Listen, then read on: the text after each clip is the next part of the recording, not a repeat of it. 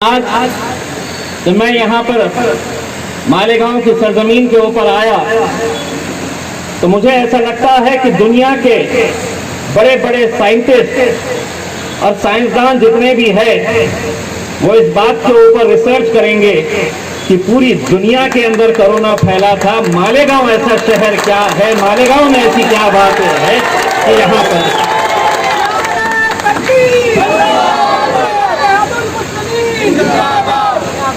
और इसका जवाब ये है, आज अगर सबसे पहले कोरोना अगर मालेगांव के अंदर खत्म हुआ तो वो महज इसलिए खत्म हुआ कि हमने हमेशा अपनी मस्जिदों को आबाद रखा है, अस्पतालों को हमने आबाद होने नहीं दिया। आज लोग हमसे भी पूछते हैं, कई अधिकारी हमसे ये सवाल करते हैं कि देखिए मालेगांव के अंदर लोग खुलेआम घूम रहे हैं, लोग मास्क नहीं लगाते हैं। उन्हें क्या पता है कि दवाइयों से ज्यादा दुआओं के ऊपर हमारा एतकाद है। बिल्कुल एहतियात करनी चाहिए और जितनी एहतियात जब वक्त की जरूरत थी उस वक्त हम सब ने किए थे, लेकिन ना जाने सरकारों ने, प्रशासन ने एक ऐसा माहौल तैयार कर लिया था कि अपनी मर्जी के हिसाब से जैसा चाह रहा था वैसा कानून लाद रहा था। मेरे अपने शहर औरंगाबाद में मुफ्ती साहब हर रोज में लड़ते लड़ते परेशान हो गया। अब तो ब्लैक लिस्ट में आ गया हो मैं ऑफिसर। अब उनको भी एक बात समझ में आ गई है, अच्छी तरह से बात करेंगे, समझ में आई तो ठीक, नहीं तो मजलिस इत्तेहाद उल मुस्लिमीन के हम सांसद हैं, समझाते समझाते अगर तुमको ये बोल दे कि अता माझी सटक ली तो ये भी आप अच्छी तरह से जानते हैं। मैं आप लोगों से सिर्फ इतनी इल्तिजा करने के लिए आया कि हमारे कायद बैरिस्टर असदुद्दीन अवैसी साहब को अपनी दुआओं में जरूर शामिल रखिएगा। मैंने उनकी तरफ मालेगांव के लिए ये सामान जो है, ये 5 दिन पहले मुफ्ती साहब ये औरंगाबाद पहुंच गया था, लेकिन पिछले कुछ दिनों में आपको पता होगा कि मेरे शहर के छोटे छोटे दुकानदारों को, उनकी दुकानों को सील कर दिया गया था और वो सील खोलने के लिए हजारों रुपए की फाइन, जुर्माना देना पड़ रहा था। वो आदमी जो ऐसी दुकान चलाता है कि दिन भर भी अगर मेहनत करेगा तो महज 1000 रुपये 2000 रुपये अगर कमाने वाला आदमी है, उसके पास काम करने वाले जो बंदे हैं उनको पैसा देकर वो अपने घर पर कितने पैसे लेकर जाएगा, ये सब जानते हुए फाइन कितनी, तो 50,000 रुपये, 80,000 रुपये, 1 लाख रुपये। मैं वाहिद एक ऐसा पब्लिक का नुमाइंदा था जिसने पूरी ताकत लगाई, प्रशासन के साथ, पुलिस के साथ आंख में आंख डाल करके कहा कि आपकी मनमानी नहीं चल सकती है। नतीजा यह हुआ कि 2 घंटे की बहस चली। जो 50,000 रुपये मांग रहे थे, 2 घंटे के बाद मजलिस इत्तेहाद उल मुस्लिमीन की वजह से वो 50,000 रुपये की फाइन महज 2,000 रुपये के ऊपर आ गई। लेकिन उसका थोड़ा खामियाजा मुझे भी भुगतना पड़ा। मेरे ऊपर केस लाद दिया गया, FIR रजिस्टर कर दी गई, 2 नॉन अवेलेबल कलम ऐसी लगा दी गई कि जिसके अंदर जेल जाना तय है। वो ये समझे कि कड़ी कलम लगाओ तो ये आएगा, माफी मांगेगा, गिड़गिड़ाएगा और कहेगा कि ये कलम वापस ले लो, ये केस वापस ले लो। मजलिस इत्तेहाद उल मुस्लिमीन है, अगर आवाम की खिदमत करते करते अगर जेल जाने का भी वक्त आया तो अल्हम्दुलिल्लाह सीना चौड़ा करके जाएंगे, लेकिन खिदमत करते रहेंगे। ये सीख हमें बैरिस्टर असदुद्दीन अवैसी साहब की तरफ से मिली है।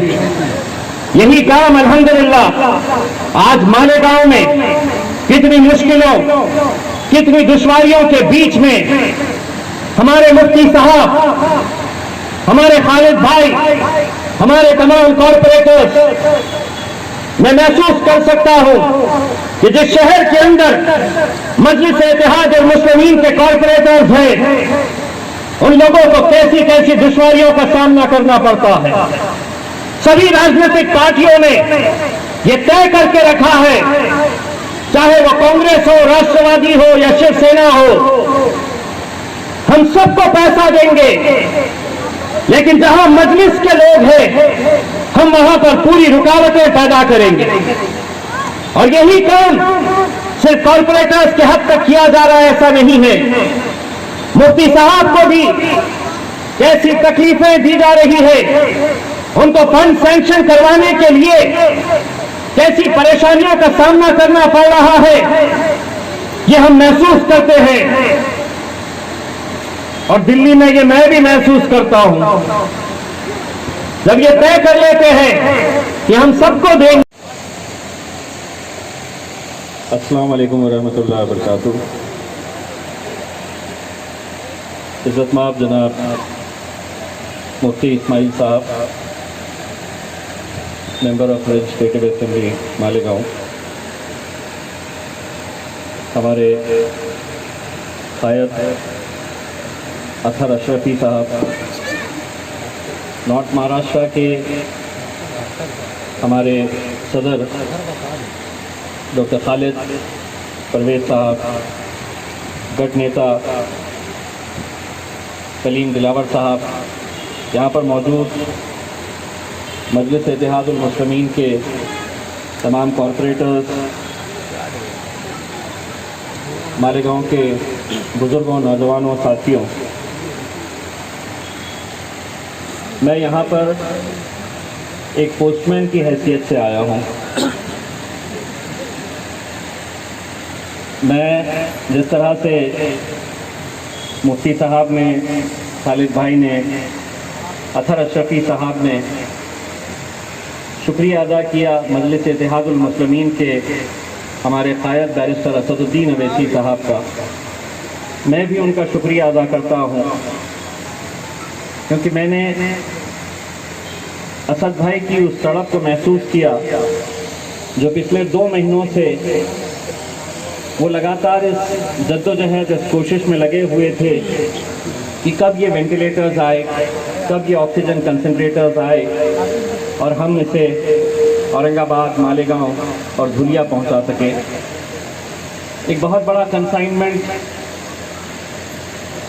कोरोना से लड़ने के लिए जो जो इक्विपमेंट्स की ज़रूरत होती है वो सिर्फ महाराष्ट्र के इन 3 शहरों में आया है, ऐसा नहीं है। अल्हम्दुलिल्लाह अब हम बिहार में भी बहुत मजबूत हो चुके हैं, तो बिहार में भी एक बहुत बड़ा कंसाइनमेंट वहाँ पर पहुँचा है। लोगों को ये यकीन नहीं हुआ बिहार के अंदर, क्योंकि उनकी आदत थी, उन्होंने इतने सालों से यही देखा था कि इलेक्शन के वक्त लोग आते हैं, बातें करते हैं और चले जाते हैं। अब उन्हें एहसास होता है कि वो कोई और है, ये तो हमारे अपने हैं। अभी कुछ देर पहले सबसे पहले तकरीर करते हुए अयाज हलचल साहब ने अपनी तकरीर की शुरुआत इस बात से की कि इस मुल्क के वजीर आज़म नरेंद्र मोदी को इस बात की फिक्र नहीं है कि मालेगांव की आवाम इस बीमारी से कैसे निपट रही है, क्या कर रही है। मैं अयाज भाई आपको एक बात कहना चाहता हूँ, आपकी नाराजगी भले ही वजीर आज़म से होगी, मोदी साहब से होगी, और ये बात भी सच है कि उन्हें फिक्र नहीं होगी कि यहाँ पर लोग कैसे इस बीमारी से निपट रहे हैं। लेकिन अयाज भाई, एक बात हम सभी लोग जानते हैं और मानते हैं, जिसका कोई नहीं उसका तो खुदा होता है।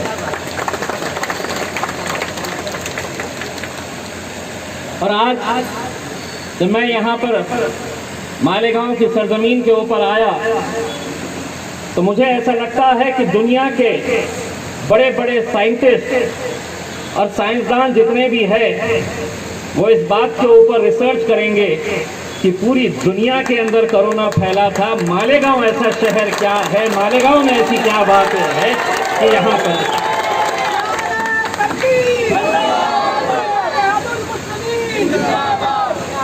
और इसका जवाब ये है, आज अगर सबसे पहले कोरोना अगर मालेगांव के अंदर खत्म हुआ